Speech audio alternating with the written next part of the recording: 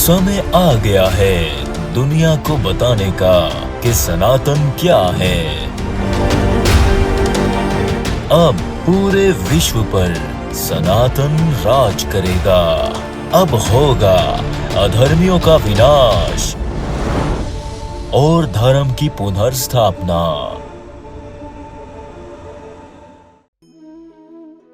यदि हम आपसे एक प्रश्न करें तो क्या आप हमें हमारे प्रश्न का उत्तर देंगे? क्या कभी आपने विचार किया कि आपके अस्तित्व का उद्देश्य क्या है?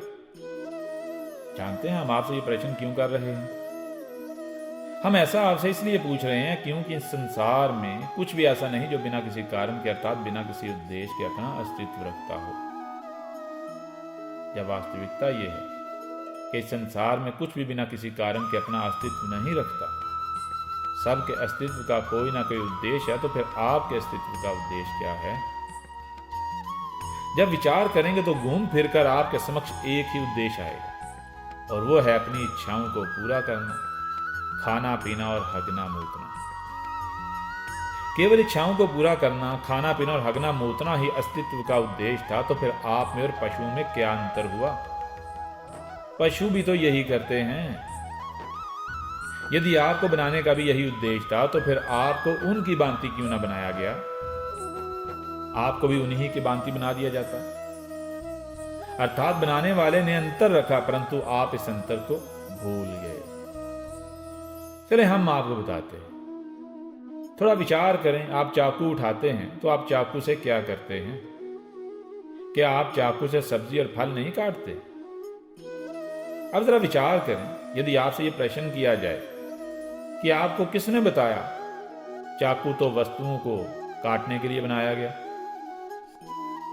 तो आप क्या जवाब देंगे? क्या उत्तर देंगे? आप कहेंगे इसका तो बहुत ही सरल उत्तर है। चाकू में काटने की कुशलता है तो काटने के लिए ही बनाया गया ना। अब इससे वो तो नहीं किया जा सकता जो करने की कुशलता इसमें है ही नहीं। क्या विचार कर रहे हैं आप? क्या कह रहे हैं? आप कह रहे हैं कि जिसका भी अस्तित्व है उसके अस्तित्व के उद्देश्य को समझना है तो उसमें उपस्थित कुशलताओं को समक्ष रख लो। कुशलताएं बता देंगी कि उसके अस्तित्व का उद्देश्य क्या है, उसे क्यों बनाया गया। अति उत्तम। तो क्या कभी आपने अपनी कुशलताओं को समक्ष रखकर यह जानने की प्रयास की कि आपको बनाने का वास्तविक उद्देश्य है क्या? चलें हम आपको बताते हैं। आपको बनाने वाले ने आंखें दी जिनसे देखा जा सकता है, कान दिए जिनसे सुना जा सकता है, तथा ना केवल देखने एवं सुनने की कुशलताएं दी बल्कि आपको बुद्धि भी दी जिससे कुछ समझा जा सकता है। फिर आपको जीभ दी जिससे बोल सकते हैं, और फिर आपको कर्म करने की कुशलताएं दी जिनसे आप किसी को भी बिगाड़ भी सकते हो और संवार भी सकते हो। आप कुछ बना भी सकते हो और बने हुए को तोड़ भी सकते हो, उसे बिगाड़ भी सकते हो। अब आपकी सभी कुशलताओं को समक्ष रखा जाए तो ज्ञात होगा कि आपको देखने, सुनने और जो देखा सुना जाता है उसे समझने और फिर समझने के बाद कार्य करने के लिए बनाया गया। यही है आपके अस्तित्व का उद्देश्य। तो विचार करें, क्या आप इसी तरह अपना जीवन बिता रहे हैं या वास्तविकता इसके विरुद्ध है? बनाने वाले ने क्या केवल देखने के लिए आंखें दी, कुछ देखने के लिए समक्ष नहीं रखा? क्या केवल कान दिए, सुनने के लिए कुछ नहीं? यदि बनाने वाले ने देखने सुनने के लिए कुछ बनाया ही नहीं, कुछ समक्ष रखा ही नहीं, तो आपको देखने के लिए आंखें क्यों दी एवं सुनने के लिए कान क्यों दिए, तथा फिर जो देखा और सुना जाता है उसे समझने के लिए बुद्धि क्यों दी? फिर क्या केवल कर्म करने की कुशलता दी या फिर कर्म करने से पहले समझने के लिए बुद्धि भी दी?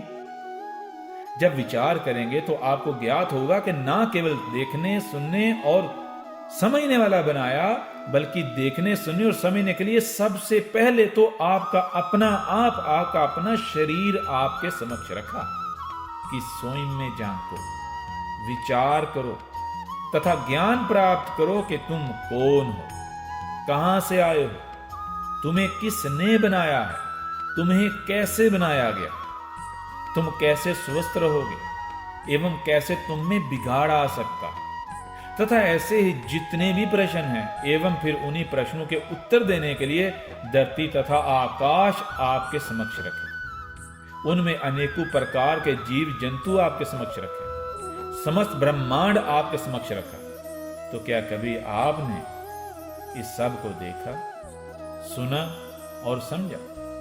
इन्हें समझने के बाद कर्म किए या फिर आप में एवं पशुओं में कोई अंतर नहीं?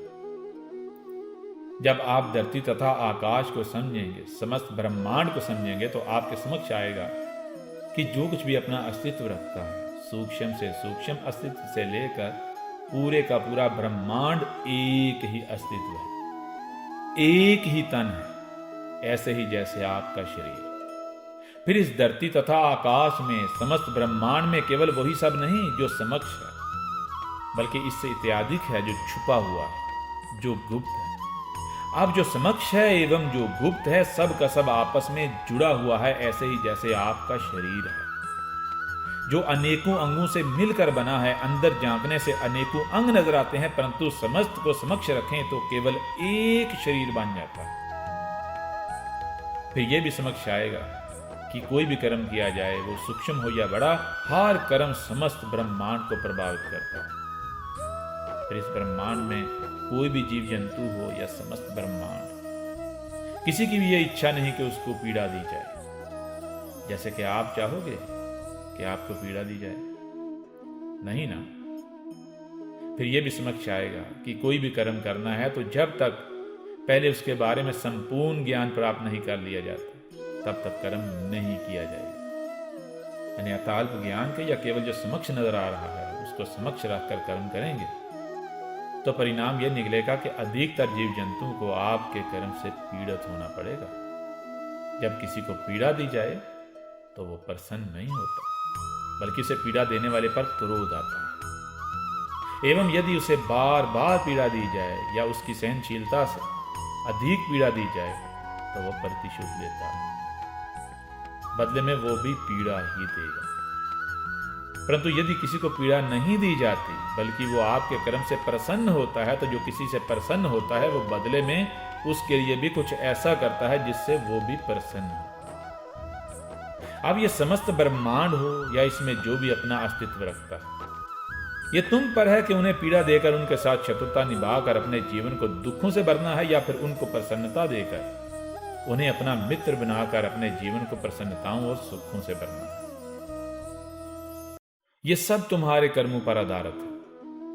यदि तुम पहले देख, सुन और समझ कर अर्थात संपूर्ण ज्ञान प्राप्त करके जब संतुष्ट हो जाओ कि तुम्हारे कर्म से समस्त ब्रह्मांड क्या, इसमें उसके किसी भी अंग को कोई पीड़ा नहीं बल्कि उल्टा सुख मिलेगा, वो तुम्हारे कर्म से प्रसन्न होगा, तब ही कर्म करना है, अन्यथा नहीं।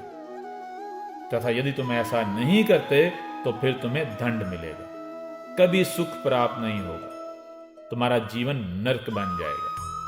तुम्हें अनेकों प्रकार की समस्याएं घेर लेंगी, अनेकों प्रकार के दुख, पीड़ा, संकट, कठिनाइयां, रोग और आपदाएं इत्यादि घेर लेंगी, जिससे ना केवल तुम इस जन्म में नरक का मजा चखोगे, बल्कि मृत्यु के पश्चात तुम्हारी आत्मा अनेकों प्रकार के नीच दुनिया के जीव जंतुओं के शरीरों को अपना वस्त्र बनाकर उनके रूप में मुक्ति के लिए भटकती रहेगी, परंतु मुक्ति नहीं मिलेगी, अर्थात इस दंड से मुक्ति नहीं मिलेगी। कभी किसी अलबल पशु के रूप में किसी मांस बख्शी का भोजन बनोगे, कभी चूहे, सर्प, बिच्छू का रूप धारण कर गंदे स्थलों में, बिलों में जीवन बिताना पड़ेगा, कभी किसी मच्छर मक्खी के रूप में कुचले जाओगे, यहां तक कि मुक्ति के लिए एक एक करके अनेकों प्रकार के पशु पक्षियों का रूप धारोगे, परंतु कोई भी रूप धारने से मुक्ति नहीं मिलेगी, बल्कि उसके विपरीत इस मनुष्य शरीर के रूप में किए गए पापों को भुगतते रहोगे।